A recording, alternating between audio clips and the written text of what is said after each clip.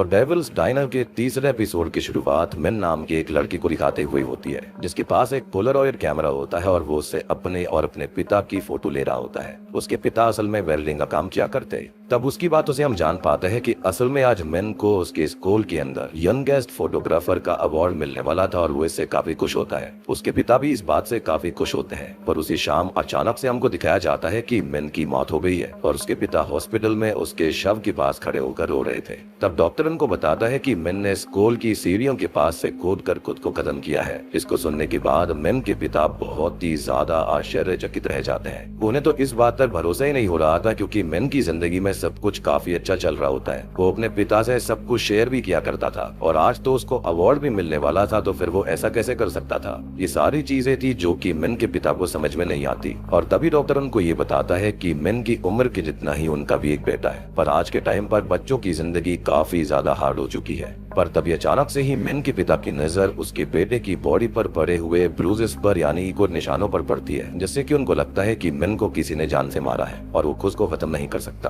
पर डॉक्टर के हिसाब से वो मार्क्स असल में जमीन से टकराने की इम्पैक्ट की वजह से आए होंगे, क्योंकि अगर मिन को किसी ने मार कर गिराया होता तो उसके सर के पीछे चोट लगनी चाहिए थी, पर क्योंकि उसने खुद को खत्म किया है इसलिए उसके सर के आधे चोट लगी थी। ये सब जानने के बाद मिन के पिता घर जाकर रोते हुए मिन के रूम में उसके पोलरॉइड कैमरा से खींची गई सभी तस्वीरों को देखते हैं और रोने लगते हैं। उनमें से एक तस्वीर उस डायनर के अंदर मौजूद बल्ब्स और गेट की भी होती है, जिस पर डेविल का सिंबल बना हुआ था, यानी कि वही डायनर जिसके अंदर अजीब सी डील्स हुआ करती थी।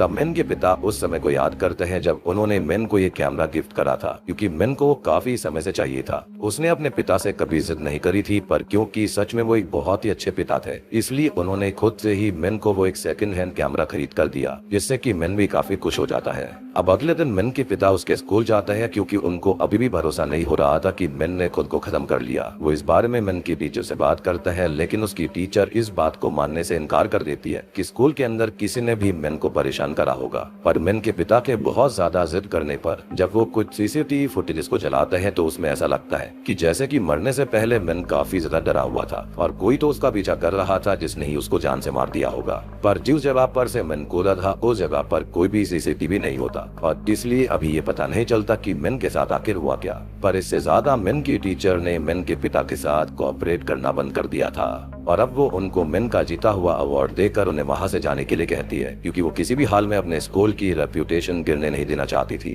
जब मिन के पिता स्कूल से जा रहे होते हैं तभी अचानक से उनके पास टान नाम का एक लड़का आता है, जो कि मिन के साथ ही पढ़ता था। अब वो मिन के पिता को उसकी मौत के बारे में जानने के लिए मिन की ही क्लास में पढ़ने वाले एक लड़के टू से बात करने के लिए कहता है, लेकिन अगले ही पल मिन के पिता देखता है कि टू अपने कुछ दोस्तों के साथ टान को मारने के लिए आ रहा था। इस वजह से टान और कुछ नहीं बता पाता और वहाँ से भाग जाता है। टू भी बस मिन के पिता की झलक देखकर वहाँ से भाग गया था। तब मिन के पिता को याद आता है कि मिन के कैमरा के अंदर टू की भी एक फोटो थी। अब वो तब टू का पीछा करता है, जो कि टान को मार रहा होता है, क्योंकि टान ने उसको गे बोल दिया था और टान खुद भी एक गे होता है, पर टू के हिसाब से वो स्ट्रेट था। अब जैसे ही टू की नजर मिन के पिता के ऊपर पड़ती है तो वो तुरंत ही वहाँ से भाग जाता है और मिन के पिता भी समझ जाते हैं कि टू ही वो लड़का है जिसने टान की तरह ही मिन को गोली करा होगा। वो इस बारे में टान से बात करने की कोशिश करता है, लेकिन वो चुपचाप वहाँ से चला जाता है और वो इस बारे में किसी को कुछ नहीं बताना चाहता था। अब जैसे ही मिन के पिता पलटते हैं तो उनकी नजर सामने मौजूद डाइनर पर पड़ जाती है, जिसकी फोटो मिन के फोटो कलेक्शन के अंदर थी। इसलिए तब वो उस डाइनर के अंदर चले जाते हैं, जहाँ जाने पर उनकी नजर सामने बने हुए भयानक डेविल्स डोर पर पड़ती है और वहाँ पर उन्हें हरे जल रहे बल्ब भी दिखाई देते हैं, जिसको देखने के बाद वो काफी ज्यादा शॉक्ड रह जाता है कि ये कैसा डाइनर है। कहीं ना कहीं सामने मौजूद डेविल्स डोर जो होता है वो उनको अपनी तरफ आकर्षित कर रहा था। तभी अचानक से बारटेंडर वहाँ पर आ जाता है और उनको बताता है कि दरवाजा उसने ही अपने हैंड क्राफ्टिंग के जरिए अपनी पिछली जिंदगी में बनाया है और अपनी इस लाइफ में वो इस जगह पर काम करता है।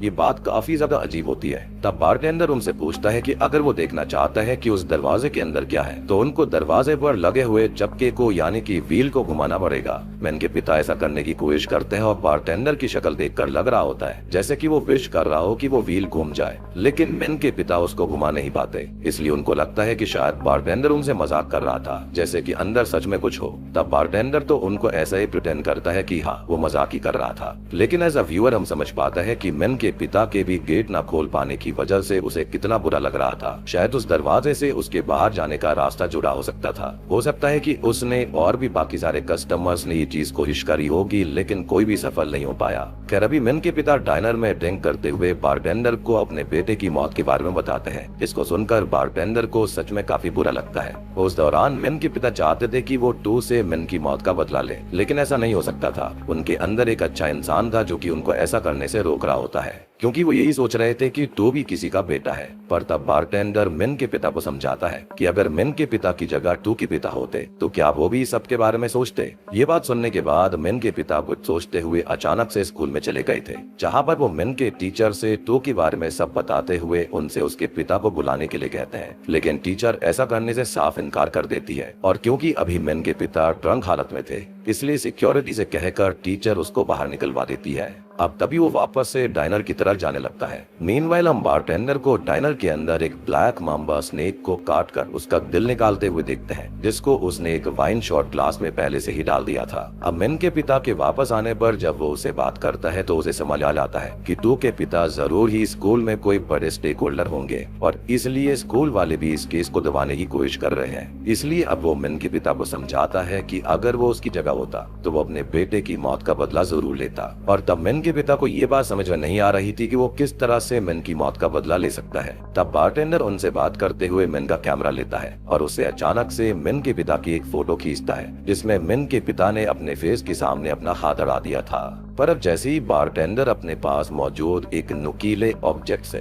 उस फोटो के अंदर उस हाथ के अंदर उसे घुसाता है, वैसे ही मिन के पिता के हाथ में भी सच में दर्द होने लगता है। और जब बारटेंडर इस टूल को और ज्यादा पेनिट्रेट करता है तो उस फोटो और मिन के पिता के हाथ से खून आने लगता है, यानी कि ये क्लियरली ब्लैक मैजिक था। इसको देखकर मिन के पिता के होश उड़ गए थे। आगे बारटेंडर उन्हें वही स्नेक हार्ट वाली वाइन ऑफर करता है, लेकिन मिन के पिता ऐसे किसी से बदला लेना नहीं चाहते थे। वो सही तरीकों का इस्तेमाल करना चाहते थे और इसलिए अब वो वहाँ से चले जाते हैं। घर वापस जाकर वो फोटोज देखते हुए एक टाइम के बारे में सोचते हैं और कहानी अब फिर से पास्ट में चली जाती है, जहाँ पर मिन अपने रूम में बैठा हुआ था और कुछ सोच रहा था। फिर जब उसके पिता उसके पास आते हैं तो वो उनसे पूछता है कि क्या हो अगर वो उनको ये बता दे कि वो एक गे है। लेकिन असल में मिन के पिता को इस बात से कोई भी फर्क नहीं पड़ता था, क्योंकि वो उनका बेटा है और वो अल्टीमेटली बस मिन की खुशी चाहते थे। अगर मिन गे रहकर खुश था तो वो उसके अंदर भी खुशी थे, जिस पर मिन को काफी अच्छा लगता है। तब मिन उनसे ये पूछता है कि आपको कभी इतना गुस्सा आया है कि आप किसी की जान ले लो, जिस पर मिन के पिता मना करते हैं, पर ये जरूर कहते हैं कि अगर कभी मिन को कोई परेशान करेगा तो हाँ, वो उसकी जान जरूर ले लेंगे। अब प्रेजेंट टाइम में ये सब याद करके वो अगले दिन स्कूल में टू के पास जाते हैं, जहाँ पर टू को उसके दो दोस्त जो होते हैं वो गे बोलकर चिढ़ा रहे थे, पर टू भी उन्हें बराबर रिप्लाई कर रहा होता है। तभी अचानक से टू के पास मिन के पिता आकर उसे उल्टा सीधा बोलने लगते हैं, क्योंकि अगर टू को सब लोग ऐसा बोल रहे हैं तो स्कूल के अंदर उसके पिता की भी काफी बेइज्जती हो सकती थी।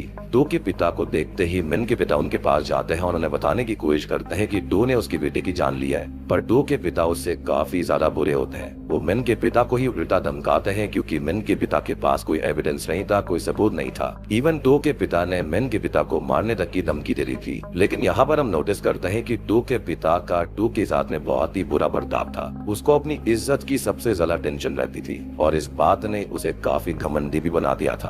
अब उन लोगों के वहाँ से जाने के बाद में मिन के पिता कुछ सोचने लगते हैं, और क्योंकि उसे इस तरह से इंसाफ नहीं मिलने वाला था इसलिए उसने बारटेंडर के तरीके को अपनाने का फाइनली फैसला कर लिया। लेकिन हम देखते हैं कि तब बारटेंडर ने एक और नई डिश बनाई हुई थी, जिसके अंदर स्नेक को ऐसे प्लेट पर सजाया हुआ था जैसे कि वो अपनी पूंछ को खा रहा हो, यानी कि इन्फिनिटी बन रहा था। और वो उस डिश को wine sauce, deep fried butter और उसे स्नेक के खून के साथ सर्व करता है। और अगर मिन के पिता सच में बारटेंडर के साथ डील करना चाहते थे तो उसको पूरी डिश खानी पड़ेगी। जिसके बाद ही मिन के पिता बारटेंडर की तरह उस पोलारॉइड कैमरा से फोटो खींचकर उसके जरिए किसी की भी जान को ले सकता था। अब शुरुआत में तो मिन के पिता को ऐसा लग रहा होता है कि वो इस कैमरा के जरिए टू की एक फोटो लेंगे, जिसके बाद में उसका कन्फेशन लेंगे कि आखिर मिन को किसने मारा। पर जब बारटेंडर को ये बात पता चलती है तो वो मिन के पिता को समझाता है कि अगर ऐसा ही करके जस्टिस लेनी है तो वो टू को माफ कर दे, क्योंकि फॉरगिवनेस से बड़ी कोई भी जस्टिस नहीं होती। ये बात बारटेंडर ने वैसे तो सही बोली थी, लेकिन जो मिन के पिता को गुस्सा होता है वो उनके ऊपर हावी हो जाता है और वो टू को माफ करने से साफ इनकार करते हुए डिश को खाने लगते हैं। पर डिश को खाने से पहले ही बारटेंडर उनको बता देता है कि पोलरॉइड कैमरा की वजह से जो भी इंसान मरेगा उसकी सोल बारटेंडर की हो जाएगी। मैन के पिता इस पर मान गए थे और उसने उस स्नेक डिश को खा लिया था। तब बारटेंडर उसको बताता है कि टू अभी उसे कहाँ पर मिलेगा।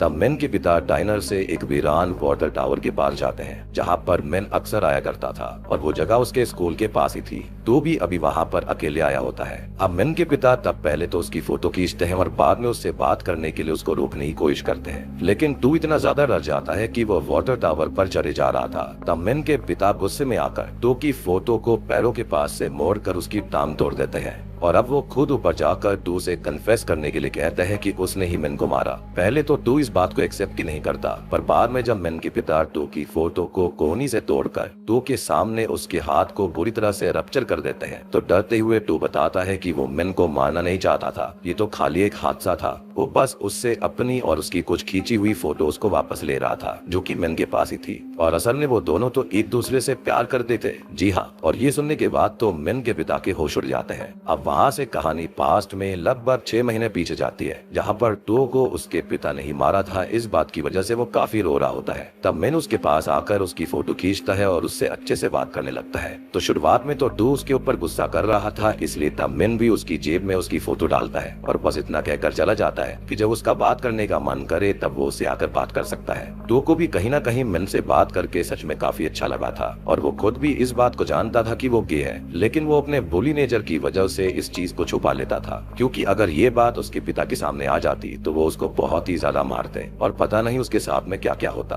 खैर अब टू अगले दिन मैन से मिलने के लिए उसी वाटर टावर पर जाता है। वो दोनों ज्यादातर समय वहीं पर बिताने लगते हैं। जिस बीच हम देखते हैं कि मैन जो होता है वो टू और उसकी फोटोज खींचता रहता था। अब आगे जब एक दिन टू के पिता उसको फिर से मारते हैं तो मैन उसको समझाता है कि वो अपने पिता की वजह से खुद की असल नेचर को छुपा नहीं सकता, ना ही चेंज कर सकता और उससे कुछ भी चेंज करने की जरूरत नहीं है। वो जैसा है वैसे ही अच्छा है और उसको किसी को भी बुली नहीं करना चाहिए। तो टू भी इस पर एग्री करता है और जब उसे ये बात पता चलती है कि मैन के पिता को उसके गे होने के बारे में सब पता है तो वो काफी शॉक्ड हो जाता है क्योंकि अपने पिता से वो कभी ये बातें शेयर नहीं कर सकता। पर तब उसको शांत करने के लिए मैन पहली बार उसे किस करता है और उसको भी ये चीज काफी अच्छी लगती है। एनीवेज अब प्रेजेंट टाइम में मैन के पिता ये जानकर बहुत ही ज्यादा भौचक्के रह गए थे कि अगर टू सच में मैन से प्यार करता था तो उसने मैन को मार क्यों दिया। इस पर टू बताता है कि असल में वो अवार्ड वाले दिन अपने फादर के रूड बर्ताव की वजह से काफी परेशान था। अब उस दिन के सीन में हम देख पाते हैं कि टू के पास मैन बैठा होता है और वो उसको समझा रहा था कि वो अपने पिता को किसी तरह से समझा लेगा, बस उसको हिम्मत करने की जरूरत है। लेकिन टू इस बात से काफी ज्यादा डरा हुआ था, इसलिए मैन फैसला करता है कि वो खुद ही आज अवार्ड लेते समय उनके साथ वाली फोटोज को चलाएगा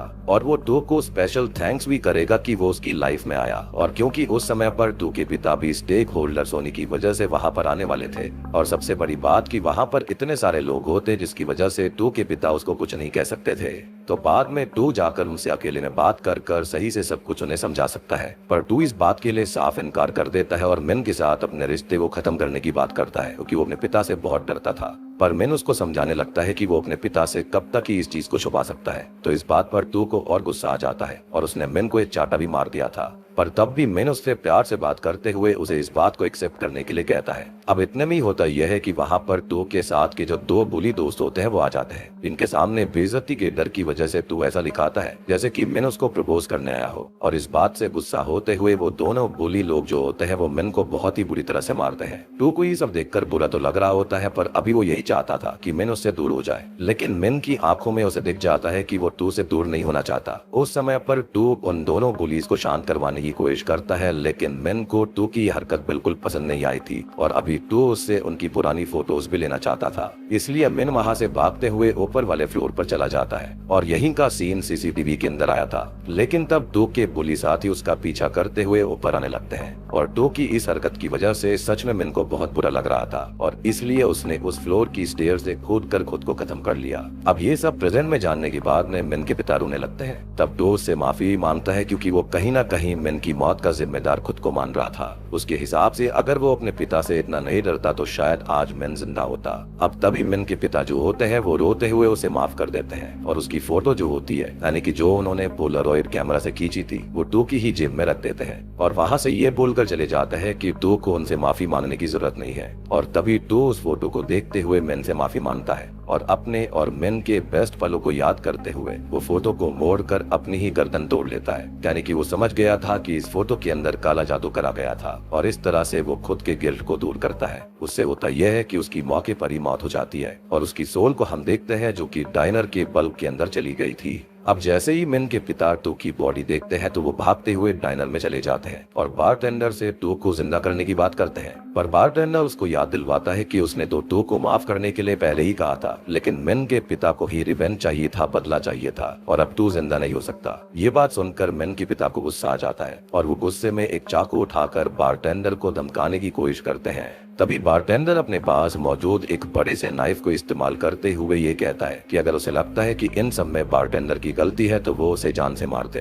अब तभी अचानक से मिन के पिता पोलरॉइड कैमरा से बारटेंडर की एक फोटो खींचते हैं और उसमें डैगर घुसा देते हैं, लेकिन ये उसकी सबसे बड़ी गलती थी। बारटेंडर ना तो मिरर्स में ना ही कैमरास में कहीं पर भी आता और बारटेंडर के पीछे एक बड़ा सा कैमरा लगा था, जिसकी वजह से मिन के पिता ने जल्दी में अपनी ही फोटो खींचकर उस पर डैगर मार दिया था। और अब जैसे ही बारटेंडर डैगर को उस फोटो से निकालता है तो मिन के पिता की गर्दन से खून आने लगता है और उनकी भी वहीं पर मौत हो जाती है। तब उसकी सोल भी डाइनर के बल्ब में आ चुकी थी, लेकिन मरने से पहले घायल हालत में मिन के पिता ने मिन के पोलरॉइड कैमरे को जमीन पर पटक पटक कर तोड़ दिया था। तब अचानक से उसकी बॉडी वहां से गायब भी हो जाती है और अब तभी हम ये देख पाते हैं कि बारटेंडर एक लड़के की फोटो को देखकर काफी इमोशनल होने लगता है। हो सकता है कि शायद से ये उसका कोई रिलेटिव होगा या बेटा होगा। और इसी के साथ में तीसरा एपिसोड भी खत्म हो जाता है। तो चौथे एपिसोड की शुरुआत में हम थम नाम के एक बच्चे को देख पाते हैं जिसकी माँ उसको अपने साथ लेकर काम पर गोल्ड फिशेस बेचने के लिए जा रही थी। और आज असल में थम का बर्थडे भी होता है तो वो जू जाने के लिए जिद करने लगता है और थम की माँ भी उसके बचपने को देखकर काफी खुश होती है। ये लोग साइकिल से जा रहे थे। थम को गिफ्ट के तौर पर उसकी माँ ने गूसबेरीज का एक डब्बा दिया था क्योंकि थम को गूसबेरीज काफी पसंद होती है। अब होता यह है कि चलती बाइक पर ही थम डब्बे को खोलने की कोशिश करने लगता है, लेकिन जब उसकी माँ उसको रोकने की कोशिश कर रही होती है उसका ध्यान थोड़ा सा भटक जाता है और तभी एक कार से टकराने की वजह से उनका काफी बुरा एक्सीडेंट होता है, जिसके अंदर थम की माँ की तो मौके पर ही मौत हो जाती है और थम को कुछ लोगों ने उठाकर साइड कर दिया था। अब कहानी यहाँ से शिफ्ट होकर एक गंदे से घर में आती है जहाँ पर हम थम को देख पाते हैं जो कि एक स्लम एरिया में रहता है और उसको ग्लू स्निफिंग करने की आदत है। जो गोंद असल में टायर पंचर के अंदर इस्तेमाल करी जाती है उसी के वो नशे किया करता था। वो हर टाइम नशे में डूबा रहता।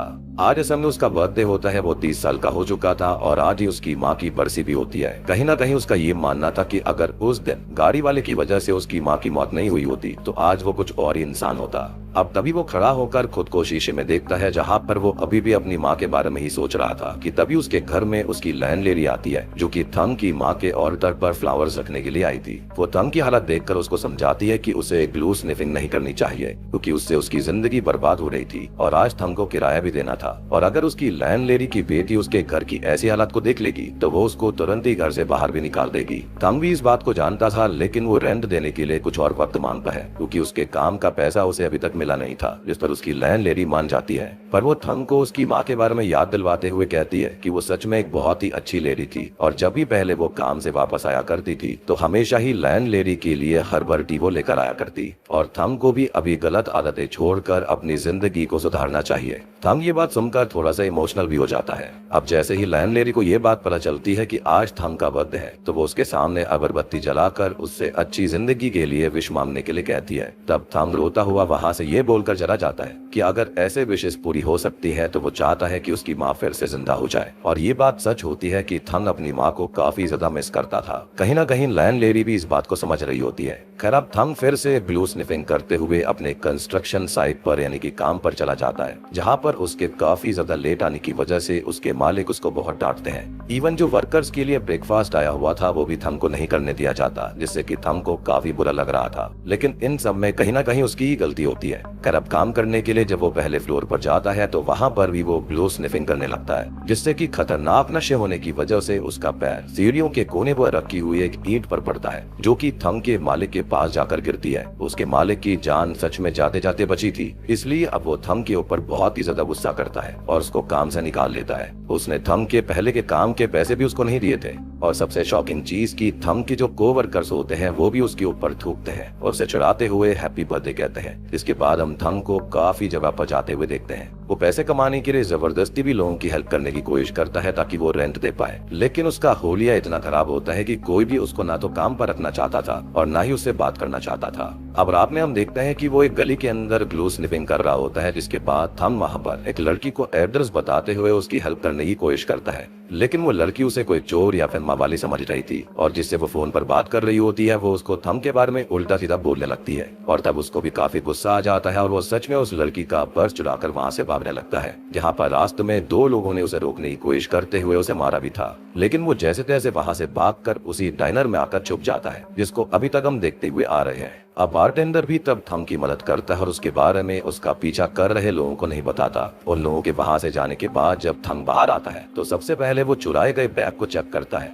जिसके अंदर खाली मेकअप का सामान था और थंग को इससे काफी रिग्रेट होता है कि उसे शायद पर्स की जगह पर उस लेडी के मोबाइल को छीनना चाहिए था। अब बारटेंडर भी ये सब देख रहा होता है और वो थंग को वोडका पीने के लिए देता है। वो कहीं ना कहीं वो समझ गया था कि थंग की जिंदगी सही नहीं चल रही और उसने पहली बार चोरी करी है। वो दोनों अब साथ में काफी देर तक ड्रिंक करते रहते हैं और थंग बारटेंडर को अपनी जिंदगी के बारे में सब बताता है और ये भी कहता है कि अगर उसकी माँ आज जिंदा होती तो शायद वो पूरी तरह से कंप्लीट आदमी होता। ये सुनने के बाद बारटेंडर कुछ सोचते हुए थंग के सामने एक गूसबेरीज का बक्सा रखता है, जो कि बिल्कुल उसी गूसबेरी के बक्से की तरह था जैसा बक्सा बचपन में थंग को उसकी माँ ने गिफ्ट में दिया था। और देखो यहाँ पर जो कुछ भी थंग कर रहा होता है ना, वो बाय चॉइस कर रहा था। इंसान के पास हमेशा 2 चॉइसेस होती है, या तो वो अच्छी राह पर जा सकता है या फिर गलत रास्ते पर। लेकिन होता है ना कि इंसान को इविलनेस जो होती है, गलत रास्ता होता है, वो जल्दी आकर्षित करता है। तो यहाँ पर थंग के साथ वही था। एनीवेज, अब उस बक्से को देखने के बाद थंग काफी शॉक्ड हो गया था। वो बारटेंडर से जानना चाहता था कि ये बक्सा उसके पास कैसे आया। खैर, अभी बारटेंडर उसको उसके अंदर से एक गूसबेरी निकाल कर देता है और बताता है कि कुछ स्मेल्स और कुछ टेस्ट होते हैं वो हमें हमारी यादों के किसी भी कोने में टेलीपोर्ट कर सकते हैं, जो कि काफी डीप बात होती है। खैर, अब थंग जैसे ही उस बेरी को स्मेल करता है तो उसको उसकी माँ का एक विजन दिखाई देता है, जिसको देखने के बाद वो बारटेंडर से जानना चाहता था कि वो असल में है क्या। लेकिन बारटेंडर इस बात का जवाब ना देकर उसको बस ये सजेस्ट करता है कि उसे गूसबेरीज को खाना नहीं है, बस उसको लिक करना है। और थंग भी तब ऐसा ही करता है और जैसे ही वो ऐसा करता है वैसे ही वो अचानक से उस समय में पहुंच जाता है जब वो लड़की उसके बारे में गलत सोचकर कॉल पर उसके बारे में उल्टा सीधा बोल रही थी, जिसका उसने बैग चुराया था। वहां पर इस बार भी थंग उसका बैग चुरा कर भागता है, लेकिन इस बार वो उन दोनों लड़कों से बच गया था जिन्होंने उसे पिछली बार मारा था। और अब वो फिर से वापस इसे डाइनर में आ जाता है, जहाँ पर बारटेंडर उसके सामने आइसक्रीम और गूसबेरी से बनी हुई एक डिश को रखता है और उसे बताता है कि अगर वो इस डिश को खाता है तो वो पास्ट में जाकर अपनी माँ को बचाने की कोशिश कर सकता है। लेकिन गूसबेरी खाने के बाद ऐसा होगा और एक गूसबेरी की वैल्यू उसकी जिंदगी के 10 साल थे। अब क्योंकि वो 30 साल का था तो उसके पास खाली 3 ही चांसेस थे, और अगर वो पास्ट में किसी वजह से मारा जाता है तो उसकी सोल बारटेंडर की हो जाएगी, यानी कि इनडायरेक्टली वो एक और डील कर रहा था। और तब थंग इस पर मान जाता है क्योंकि वो अपनी माँ को ही चाहता था ताकि वो जिंदा हो जाए। और अब वो पहली गूसबेरी खाते ही उस समय में आ जाता है जब उसकी माँ के साथ ये हादसा होने ही वाला था। उन्हें देखकर वो काफी ज्यादा इमोशनली उनसे बात करने लगता है। इवन अब वो किसी भी हाल में उस गूसबेरी के जार को भी नहीं खोलने वाला था, यानी कि उस बक्से को, जिसकी वजह से ही उसे लग रहा था कि उसकी माँ की मौत हुई। पर तभी उसकी माँ की गाड़ी का बैलेंस रोड पर बने हुए एक गड्ढे की वजह से बिगड़ता है और सेम तरह से ही एक्सीडेंट हो जाने की वजह से उनकी फिर से मौत हो जाती है। जिसके तुरंत बाद थंग की आंखें उसके 30th बर्थडे पर, यानी कि इसी एपिसोड की शुरुआत में खुलती है, यानी कि उसका पहला चांस खत्म हो चुका था और उसकी जिंदगी के 10 साल भी खत्म हो गए। मतलब ये कह लो कि डेविल ने उसकी सोल को 3 हिस्सों में बांट लिया था, जिसका एक हिस्सा ऑलरेडी खत्म हो चुका है। खैर, अब वो अपनी माँ को फिर से ना बचा पाने की वजह से काफी दुखी था। अब क्योंकि सब एकदम सेम वे में हो रहा था, इसलिए थंग अभी अपनी लैंड लेडी की आने से पहले ही घर से बाहर निकल जाता है। वो इस बार टाइम पर काम पर पहुंच गया था, जिससे कि उसको डांट नहीं पड़ती। पर जब वो काम के टाइम नशे कर रहा होता है तब उसे वो सीन याद आता है जब उसकी गलती की वजह से ईंट उसके बॉस के ऊपर गिरते गिरते बची थी। अब असल में उस समय पर एक वाटर कंटेनर ईंट के पास रखा था और थंग का पैर उस पर लगने की वजह से ही वो ईंट नीचे गिर गई। तब थंग उस कंटेनर को उठाकर दूसरी जगह रखने की कोशिश करता है, लेकिन कंटेनर के भारी होने की वजह से वो उसे संभाल नहीं पाता और एक बार फिर से वो ईंट उसके बॉस के ऊपर गिरते गिरते बचती है और अब उसको फिर से काम से निकाल दिया गया था। थंग को इससे बहुत बुरा लगता है और फिर वो अपना पूरा टाइम बस ग्लू स्निफिंग करने लगता है। अब रात में जब वो स्ट्रीट पर होता है जहाँ पर वो लड़की कॉल पर बात कर रही थी, तो इस बार थंग उसके बैग की जगह उसका मोबाइल ही छीन लेता है और सीधा डाइनर में आ जाता है। वो अपनी माँ को नहीं बचा पाया था, इसलिए वो डाइनर के ऊपर गुस्सा हो रहा था। तब बारटेंडर उसको समझाता है कि ये बस उसका भ्रम है कि वो किसी की मौत को बदल सकता है। ये इवेंट चेंज नहीं हो सकते। मौत और जन्म कुछ बड़े इवेंट्स होते हैं जिनको इतनी आसानी से चेंज नहीं करा जा सकता,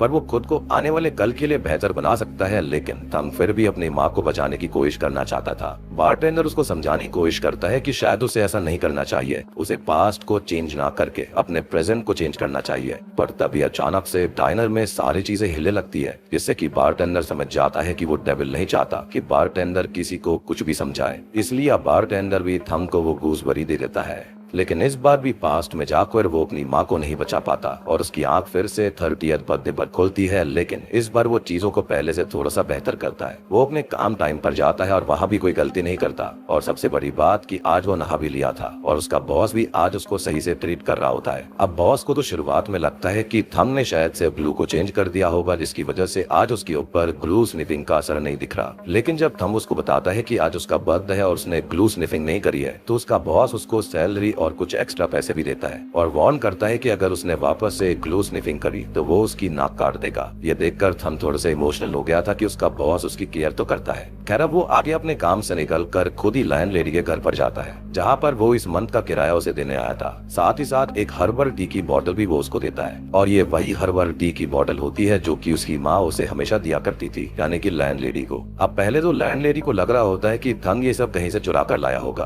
पर थंग उसको अपने काम के बारे में बताता है, जिससे कि लैंडलेडी काफी खुश होती है और उससे उसकी माँ के बारे में बात करने लगती है। और आज थंग अपनी माँ के ऑर्डर के लिए भी गिफ्ट लेकर आया था। खैर वो अपनी माँ से पहले तो माफी मांगता है और बाद में उनके लिए लाई हुई गोल्ड फिश एक फिश टैंक में डाल देता है। और इस बार ऐसा लग रहा था कि जैसे शायद थंग फिर से पास्ट में ना जाकर अपनी प्रेजेंट की जिंदगी वो सुधार लेगा। लेकिन जब शाम में उसको अपनी माँ की बहुत याद आती है, तो वो उनकी और अपनी फोटो लेकर रोते हुए फिर से बारटेंडर के पास डाइनर में पहुंच गया था और बारटेंडर से वो गूसबेरी मांगता है। तब बारटेंडर उसको फिर से समझाने की कोशिश करता है कि उसे ऐसा नहीं करना चाहिए, वो अपने प्रेजेंट को सुधार रहा है, जो कि अच्छी बात है। पर थंग उससे ये पूछता है कि क्या उसने किसी को कभी नहीं खोया, जिस पर बारटेंडर बताता है कि एक समय पर उसने भी उस इंसान को खोया था जिसको सबसे ज्यादा पसंद करता था। उस समय उसके पास 2 जनों में चॉइस थी जिनको बहुत प्यार करता था और उसको किसी एक को ही बचाना था और उसने भी एक डील को एक्सेप्ट करा था, जबकि वो खुद भी उसका कंक्लूजन पहले से जानता था। बारटेंडर अब खुद भी समझ जाता है कि वो थंग को किसी भी तरह से नहीं समझा सकता।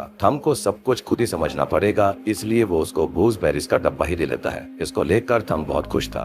अब हमको दिखाया तो नहीं जाता कि थंग ने उन गूसबेरीज का इस्तेमाल किया या फिर नहीं, पर तभी डाइनर के एक बल्ब के अंदर एक सोल आ जाती है, जिसको देखकर बारटेंडर शॉक्ड रह गया था। और अभी वो अपने डैड की फोटो के पास वोडका और सिगरेट रखकर उन्हें बर्थडे विश कर रहा होता है कि तभी डाइनर के डिमोनिक गेट से अजीब सी आवाजें आने लगती है और बारटेंडर की आंखों से खून निकलने लग चुका था। और ऐसा इसलिए था क्योंकि शायद उसने भी एक डील करी थी और उसने यहाँ पर डेविल के विक्टिम को यानी कि थंग को समझाने की कोशिश करी और उसने उसको गूसबेरी का डब्बा ही दे दिया था। तब बारटेंडर जोर जोर से चिल्लाने लगता है और उसकी बॉडी अपने आप जलने लगती है। तब वो रोते हुए उस गेट के पास आकर माफी मांगता है और तभी उसकी बॉडी नॉर्मल हो जाती है, यानी कि डेविल ने उसे एक और मौका दिया था। और मुझे ऐसा लग भी रहा था कि जो गेट है ना, ये हंस रहा होता है उसकी कंडीशन पर, जिसके साथ ही चौथा एपिसोड भी खत्म हो जाता है। तो दोस्तों ये थी एपिसोड 3 और एपिसोड 4 की कहानी। उम्मीद करता हूँ कि अब तक की कहानी आपको पसंद आ रही होगी और जो आखिरी के 2 एपिसोड्स हैं उस पर भी काम ऑलरेडी चालू हो चुका है, वो वीडियो भी जल्दी आने वाली है।